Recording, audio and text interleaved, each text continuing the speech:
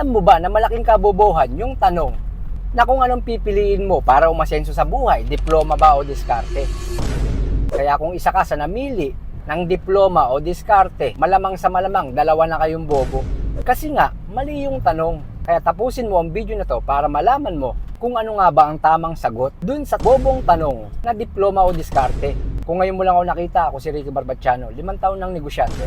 Ito kasi yung kadalasang tanong ng mga bobong tao, kung diploma ba o diskarte, yung mga tanong na mayaman ba na tamad o mahirap na masipag. Yung mga ganyang klaseng tanong, matalino na tamad o bobo na masipag. Yan yung mga bobong tanong. Tulad ng diploma o diskarte, mali yung tanong. Kasi nga, bobo yung nagtanong. Kaya kung isa ka sa biktima na sumagot sa tanong na yan, malamang sa malamang, bobo ka na rin. Mali kasi kung diploma ang pinili mo, kung yung diploma mo na ang akala mo sa diploma mo, yan na yung achievement mo sa buhay. Maraming ganyang mga tao, may mga diploma, maraming achievement sa buhay, maraming mga papel na achievement, best in ganyan, marami kang parangal o mga diploma na nakasabit sa bahay mo, pero hindi ka namang kumikilos para gamitin yung diploma mo. Malamang marami dyan, o kakilala mo, o baka ikaw mismo, may diploma ka, pero walang nangyayari. Kasi nga, pag pinili mo yung diploma, papalag yung mga madidiskarte sa buhay. Na kahit anong gawin mong paliwanag, may masasabi yung mga madidiskarte sa buhay. At kapag pinili mo naman yung diskarte, papalag naman yung mga taong may diploma. Pero yung katotohanan sa diskarte, may dalawang klase kasi ng diskarte. Maling diskarte at tamang diskarte. Kaya kung bakit puro ka diskarte sa buhay, lagi ka na lang dumidiskarte sa pambayad ng bahay, pambayad ng kuryente, yung araw-araw na kakainin nyo, ginagawan mo ng diskarte, sobrang sipag mo naman, puro ka diskarte, pero parang walang nangyayari. Kasi nga, nasa maling diskarte ka. Kaya mali kung pipiliin mo, diskarte. Kasi nga, baka nasa maling diskarte ka. Kaya kung namili ka ng diploma, mali. Kung akala mo, yan na yung achievement mo, pero wala kang ginagawang tamang diskarte para dyan, hindi ka aasenso.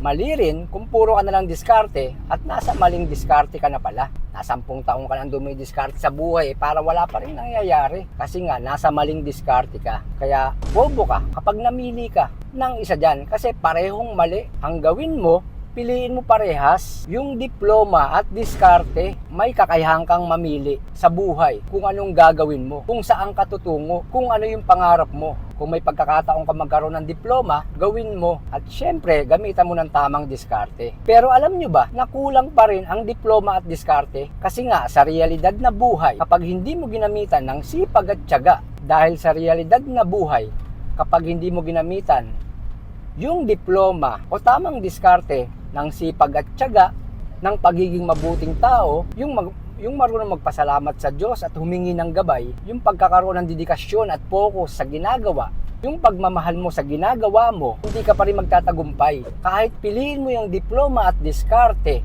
kapag kulang ka niyan, hindi ka talaga magtatagumpay sa buhay. Tulad ng mga kilala mong tao, hindi yan nagtagumpay dahil may diploma siya. Hindi siya nagtagumpay dahil nasa tamang diskarte siya. Hindi rin siya nagtagumpay kung puro sipag at tiyaga lang. Hindi rin siya magtatagumpay kung mabuti ka lang na tao. Kailangan yan, meron ka lahat. Kung gusto mo talaga magtagumpay, kung may pagkakataon ka, plus na lang yung magkaroon ka ng diploma. Kung meron kang tamang diskarte sa buhay, isa kang mabuting tao, may sipag at tiyaga ka sa katawan mo, may pagmamahal ka sa Diyos, mabuti kang tao, focus ka sa ginagawa mo, mahal mo yung ginagawa mo, mahal mo yung trabaho mo, lahat yan dapat meron ka, hindi lang diploma at diskarte, kulang yan. Tulad halimbawa ni Henry C. Nakapag-aral siya ng kolehiyo, nagtinda siya ng sigarilyo sa kalsada, ginamitan niya ng sipag, nagtinda siya ng sapatos sa bangketa, meron siyang lakas ng loob, meron siyang pangarap, meron siyang tiyaga, meron siyang tamang diskarte, meron siyang pagmamahal sa ginagawa niya. Sa tingin niyo ba kung walang katangian na ganun, si Henry C, tatagumpay ba siya sa kanyang negosyo? Magkakaroon ba ng SM sa buong Pilipinas? Dahil yun, sa ginamit niya, yung talino niya, yung tamang diskarte,